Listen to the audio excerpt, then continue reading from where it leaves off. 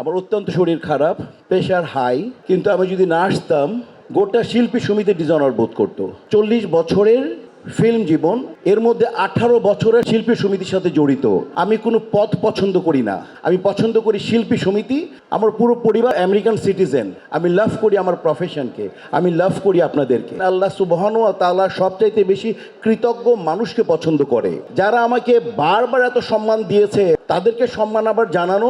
আমি কোথায় যাব? বিপদে সবচেয়ে বেশি আমি যাই আর কান্না আরম্ভ হয়। কেন দাঁড়াবেন না? কারণ শয়তান তো সবসময় মানুষকে বিপদে ফেলতে চেষ্টা করে। আমি যতদিন জীবিত থাকবো আমি শিল্পী সমিতির পাশে থাকবো। মরে গেলে আমার খাটটা আমার শিল্পী সমিতির মেম্বার ধরবে, আপনারা ধরবেন। স্ট্রবেরি সুপার ডটেড ও ক্লাসিক ভ্যারিয়েন্টে সেন্সেশন জাগুক শিহরণ। কাউকে যখন কথা বলার সুযোগ দেওয়া হয় তখন উচিত তার কথা শোনা, আর যদি কথা না শুনেন তাহলে তাকে সুযোগ দেবেন না। আমার অত্যন্ত শরীর খারাপ, প্রেশার হাই, কিন্তু আমি যদি না আসতাম তাহলে আনুমা ডিসঅনার বোধ করতো, আরমান সাহেব ডিসঅনার বোধ করতো, গোটা শিল্পী সমিতি ডিসঅনার বোধ করতো। কারণ আমরা সবাই, এই প্যানেল না, ওই প্যানেলে 21 জন, এই প্যানেলে 21 জন, স্বতন্ত্র আরও 9-10 জন, সবাই ডিসঅনার বোধ করতো। আমার 40 বছরের ফিল্ম জীবন, শুটিং জীবন প্রায় 38 বছরের, এর মধ্যে 18 বছরের সাথে আমি শিল্পী সমিতির সাথে জড়িত। প্রথম আমি ইসি ছিলাম, তারপর কালচারাল সেক্রেটারি, তারপর আমি 2 বার আমি সিনিয়র ভাইস প্রেসিডেন্ট, তারপর 4 বছর টানা আমি সেক্রেটারি, তারপর আপনাদের দয়া সব 3 বারের প্রেসিডেন্ট। বাট সোহেল ভাই বললেন না যে আমি আসলে আমি কোনো পদ পছন্দ করি না, আমি পছন্দ করি শিল্পী সমিতি, আমি পছন্দ করি আমাদের চলচ্চিত্র পরিবার, এই ফ্র্যাটার্নিটি। আমার পুরো পরিবার বাইরে থাকে, ওরা আমেরিকান সিটিজেন। আমি আল্লাহর কসম থাকতে পারি না। আমি লাভ করি আমার ফ্র্যাটার্নিটিকে, আমি লাভ করি আমার প্রফেশনকে, আমি লাভ করি আপনাদেরকে, আমি লাভ করি আমার চলচ্চিত্র পরিবারকে। নির্বাচন করলাম না, এটা কোনো ব্যাপার না। আমি ওয়াদা দিচ্ছি, নির্বাচন যারা করছেন তারা আমারই ভাই, তারা আমাকে 7-8 বার তারাই নির্বাচিত করেছেন। তাহলে একটা কথা মনে রাখবেন, আল্লাহ সুবহানাহু ওয়া তাআলা সবচাইতে বেশি কৃতজ্ঞ মানুষকে পছন্দ করে। যারা আমাকে বারবার এত সম্মান দিয়েছে, আমার কি উচিত না যে তাদের কাছ থেকে তাদেরকে দেখানো, তাদেরকে সম্মান আবার জানানো? তো এই 2 প্যানেলের প্রতি আমার সম্মান। স্বতন্ত্র যারা দাঁড়িয়েছে তারাই আমার ভাই বোন। আরমান ভাই আমার বড় ভাই, শানু শিবা আমার ছোট ভাই। কোঅপ্ট করেছি আমি মুক্তিকে, শিল্পী সমিতিকে প্রথম ইসি আমি দাঁড় করিয়েছিলাম আমি জয়কে। আমি কোথায় যাব? বিপদে সবচেয়ে বেশি আমার আল্লাহ জানে। প্রত্যেকটা মুহূর্ত কার ফোন রিসিভ করব, সবাই আমাকে। এক তো কেন দাঁড়ালাম না, এই যে আমার মিডিয়ার প্রত্যেকটা ভাই, প্রত্যেকটা আমার কেঁদে যে আমি যাই আর কান্না আরম্ভ হয়। কেন দাঁড়াবেন না? কেন দাঁড়ালেন না?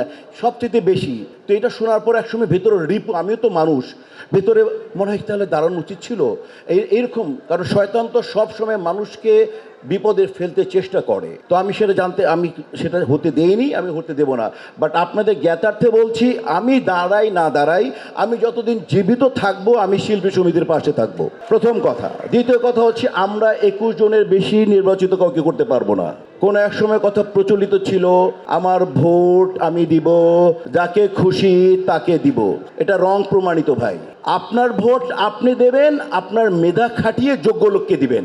আপনার ভোট আপনি দেবেন আপনার মেধা খাটিয়ে যোগ্য লোককে দিবেন। যারা আপনাকে এই 2 বছর, আমরা একটা বলি না, আমি প্রাইভেট একটা লাউ কিনতে যাই, একটা তরকারি কিনতে যাই, লাউ খোঁচা দিই 8-9 বার, লাউ কচি কিনা দেখে নেই। আরে ভাই, 2 বছরের জন্য নির্বাচিত করবে 21 জনকে, একটু ভেবে, একটু চিন্তা, ঠান্ডা মাথায় নিব, ঠিক আছে?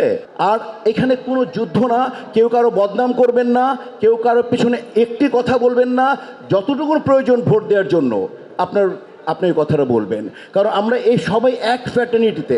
আমরা 20 কোটি মানুষের মধ্যে শিল্পী মাত্র হচ্ছে 650 শিল্পী, মাত্র 650 শিল্পী। আর এই 650 শিল্পীকে প্রতিনিধিত্ব করবে 21 জন।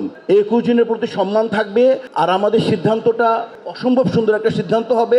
আমরা এমন কিছু নোংরামি করব না।